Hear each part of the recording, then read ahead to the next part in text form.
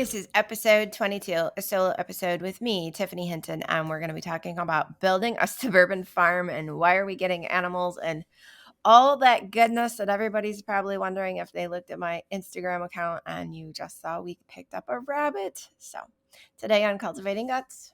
Hello, it's Tiffany, and welcome back to Cultivating Guts, a podcast where we discuss gardening, homesteading, gut health, and following our intuition. I'm so excited to be back with you guys. I've had so many insightful moments. I know it's been a few weeks since we've connected, and the ideas of just keep popping in. Our homestead has been growing, and I just keep spending more and more time outside. And maybe one of these days we'll record a podcast outside. We'll see what that looks like. Today, I am also simultaneously video recording. So if you're on YouTube, you can catch us there at youtube.com/Tiffany Hinton, or you can check out the video on Spotify because they now have video capabilities, which is super cool and awesome as well. So this video will also be there. And with that, I really had a lot of thoughts lately about growing our homestead and the reason we're getting chickens and why did I say yes to a rabbit and all the different animals that we are adding to our suburban backyard, along with kind of updates on the homestead and what's happening. We'll dive into all of that today. But before we get started, I want you to make sure that you rate and review and subscribe to the Cultivating Guts podcast on the platform of your preference. And send me a screenshot of your review to tiffany@gfmomcertified.com. And we will send you our free 4-day Hacking Your Health Gut Detox plan. Also, as you're listening, send me a picture of your favorite part, maybe the goofiest face I make. I don't know. Tag us on Instagram and post that picture that you take as you're listening at gfmomcertified. I love reposting it, and I'm excited to hear what you thought of today's episode. I am also so grateful to you and all of our amazing listeners for helping us grow the podcast and share it with more people. And with that, let's head right into the show. Hello, guys. It's just Tiffany today, and I'm excited to connect with you. I know it's been a bit, maybe a couple weeks, maybe 2 weeks, but don't get me wrong. I have been working my butt off. I've been out there sweating and sunburning and just doing so much work. And we're going to dive into what's happening on the podcast. I also want to talk about why I said yes to the rabbit and the lessons behind that, along with why am I really getting chickens? Like, I'm allergic to eggs. So what the heck am I doing getting chickens, right? And so we're going to talk about that and how they all build our biodynamic homestead. And so things that we've done, right? We built the greenhouse 3 days over Easter weekend. Since then, the greenhouse has been, I added a planting table that I built out of lumber on the inside with a shelf on the bottom. We added an indoor, inside the greenhouse, a raised bed out of 10 by 2s. So it's 10 inches tall.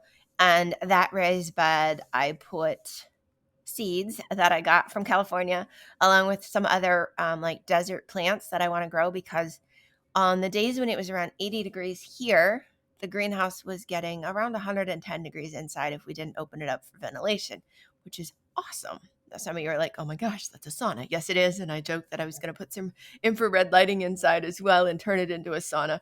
And then it would be a dual purpose building. It would definitely be a wellness house then, and not just a greenhouse. But the reason I'm excited that it gets that warm is I planted white sage, and we can use that for medicinal. We can use that for cooking. We can also use that for smudging. And so the white sage is a little baby sprouts are up, 2 or 3 of those little plants. Heather Kornman, who was on the podcast, if you remember, from the Golden Triangle Shop, we were talking about, the differences. It's actually one of the top 3 podcasts that we've had, the differences and the similarities between gardening in Southern California and gardening in Chicagoland.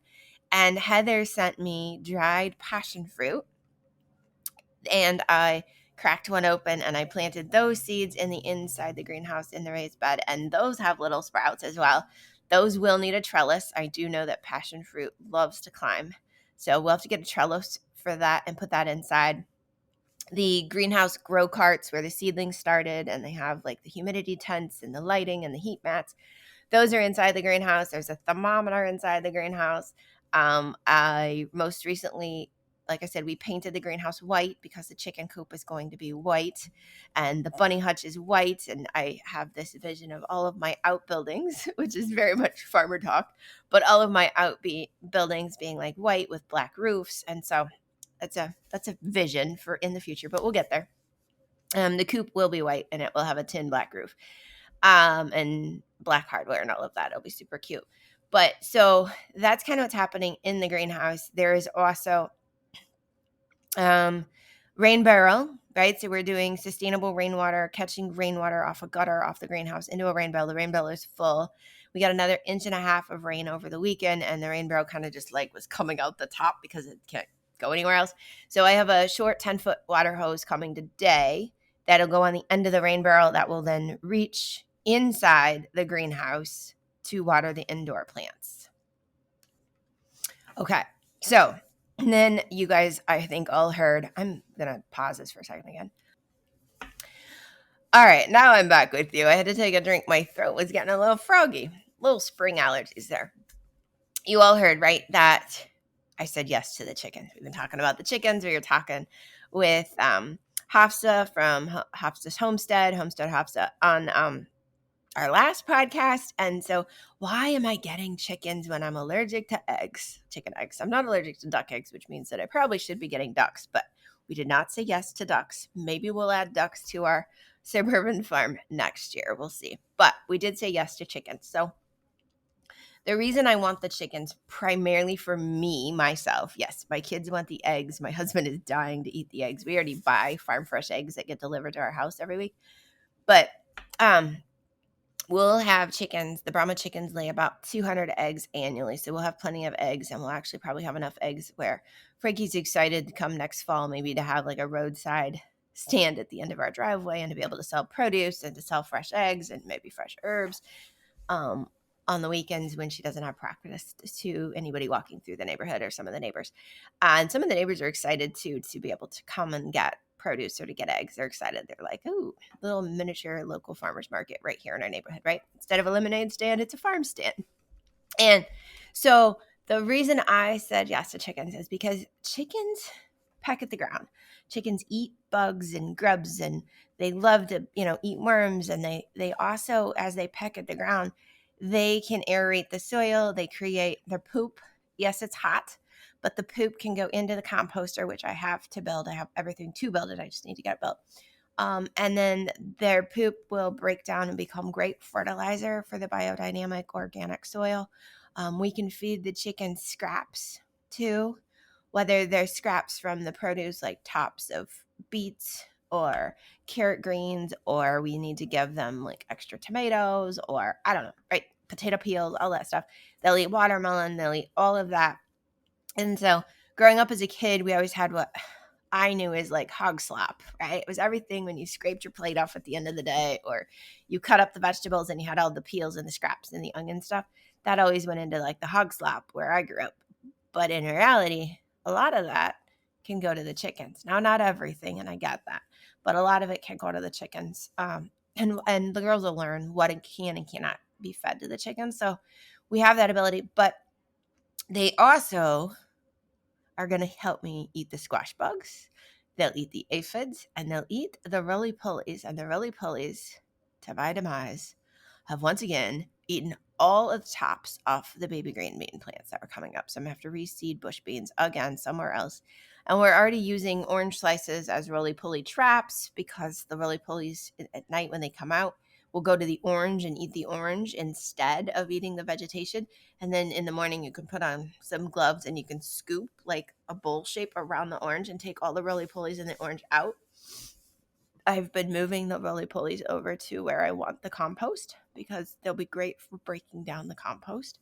And that would be an amazing purpose. And then we'll get some night crawlers, worms, right? Earthworms to put in the compost too once we get that built. But I've been starting a pile of like stuff and I just need to build a composter around it. The chickens will do that. So our chickens will have what I keep calling a doggy door going out their coop, out the run into the garden. And then we're going to have the garden will have fencing around it here come July. And they'll be able to work during the day in the garden. And then they'll be able to go back into their own run and have protection from any of the predators, and then have their actual coop that they sleep in at night, and they brood in, and they lay eggs in, and they do all of that wonderful chicken stuff, right?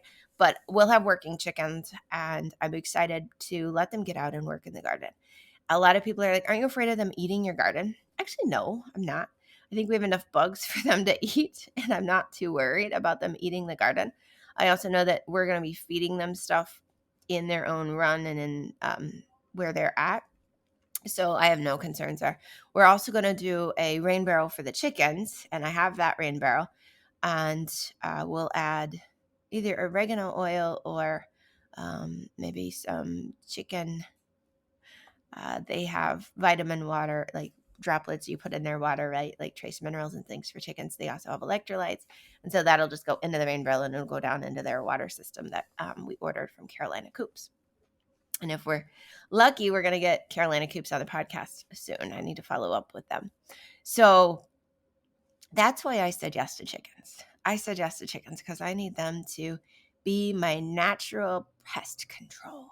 And I don't want to spray the garden with anything. I actually want to apply for a certification of having a biodynamic yard and having an organic place for wildlife and for raising vegetables and stuff like that. So that's the why on the chickens. That's the yes. The other thing is it helps teach the kids, the children, the girls, responsibility. They can go out and do chores. One of the neighbor kids has already volunteered to do chores and if he could get some eggs.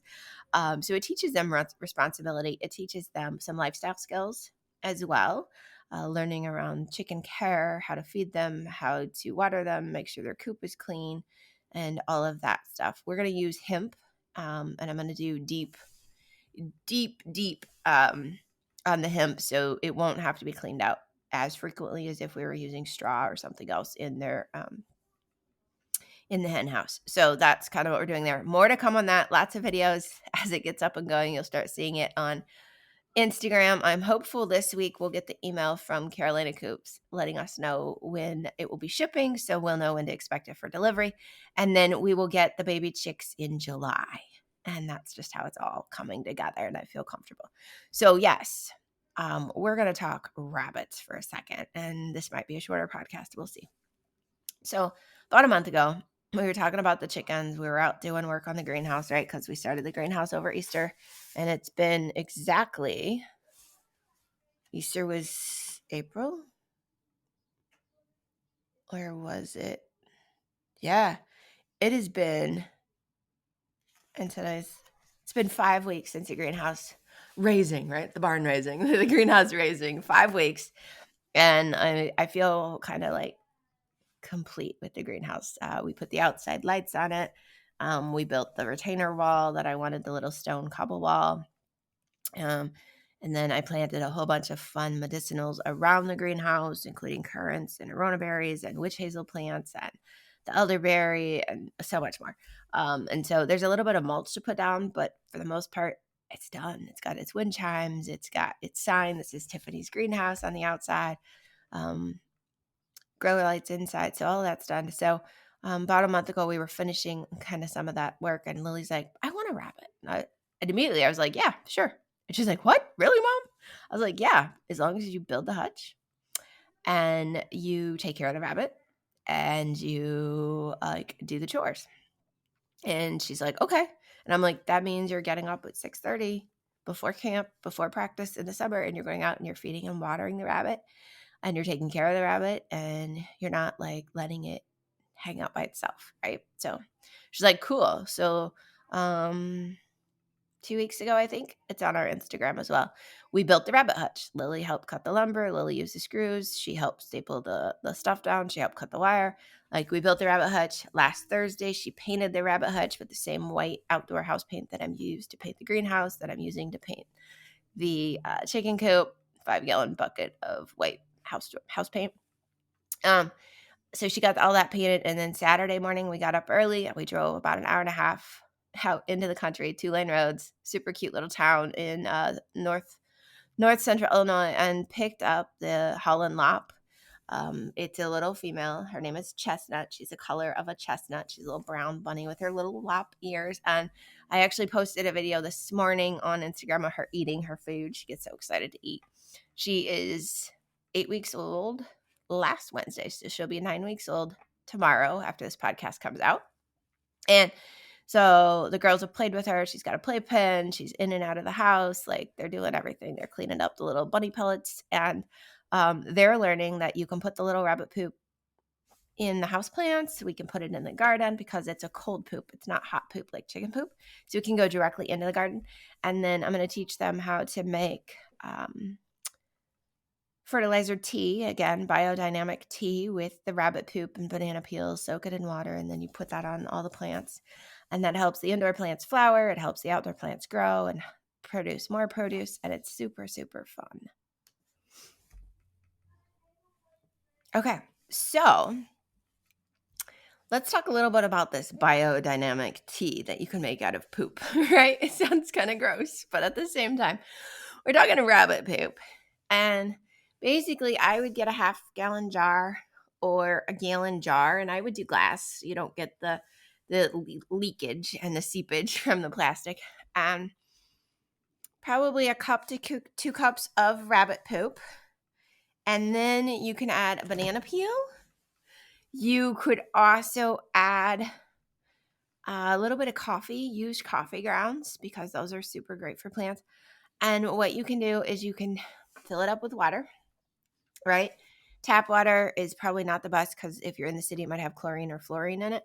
But you can use rainwater if you wanted to, like if you catch rainwater in a bucket, or you can fill it up with well water or something like that. Let it sit like you're going to make sun tea outside in the sun. And I'm laughing because most people are going to be like, oh my God. Yes, you're mixing coffee, banana peels, and rabbit poop with a gallon of water. And you're letting it sit in the sun and cook and seep and make tea. And don't drink this tea. And then what you want to do is you want to strain off the liquid. And you can let it sit for a week. You can let it sit at least 24 hours. Okay. And then go and use that to give nutrients to your fruit plants, your vegetable plants, your flowers, your house plants. You're going to start to see them like kind of perk up and get like really happy. It's a easy way to get some of your stuff to flower. Your amaryllises, my Easter lily, or even my peace lily plants tend to flower after being fertilized. I actually have a plant that I need to fertilize. He's starting to look really sad. Even sometimes I'll use that same stuff and I'll add a little bit to my orchids. It helps them. It's going to help your tomato production. It's going to help a lot of different things. So that's how you would make the tea. There is also, if you, I don't have the information, but if you get the Moon Gardening book online or at Barnes & Noble, there's a whole bunch of other like biodynamic teas that you can make to give nutrients back to the soil, because it's all about the soil. So yeah, I got the rabbits for the soil, and I got the chickens for the same reason, get the bugs out of the soil. And our little farm is coming together. Yesterday it was cold, but it was still fun. And I went out and I hung up the patio lights, and I had to like dig down 2 feet and put in these little 2x2 posts and notch them at the top to put the lights in. So there's 2 posts, and then they go from the back of the house to the garage. It makes like a triangle, and then back to the house again. And so we've kind of got like a V or like a triangle of lights, and they're the big like bulbs. I got the plastic ones just in case. And then we went outside last night because we've been going outside around 9 o'clock just to check on Chestnut, the little bunny, make sure she's tucked in for the night. And I plugged in the lights, and I was like, oh my gosh, it makes me feel like a farm stand carnival or something. It's just like magical. So I am excited for our evenings outside this summer and just this little magical backyard farm that we're creating. I'm so excited for that. If you've got any questions, please let me know. Most of our garden is planted at this point. I'm already harvesting stuff. Saturday, I had a salad from the garden, mustard greens, radishes, butter lettuce, and like a little bit of vinaigrette from in the house.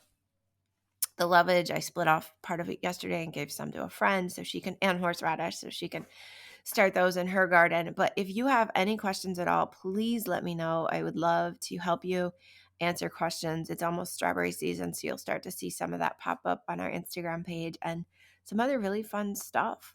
So I'm here if you've got any questions. And with that, guys, I hope you have a wonderful, wonderful day.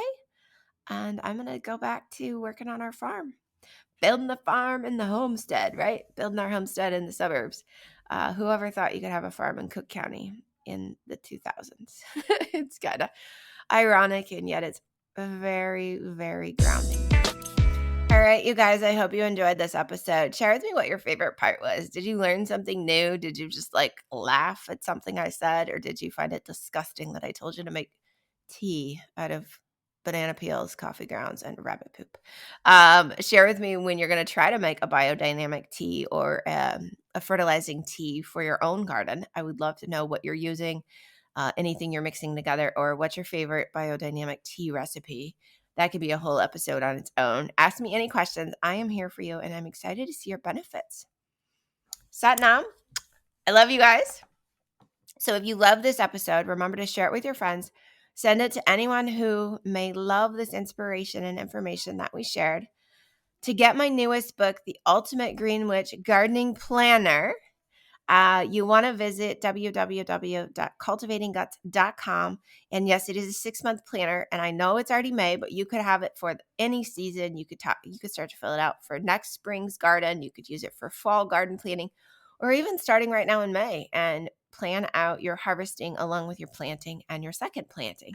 So super excited because that brand new planner is out and available. You can also find it on Amazon.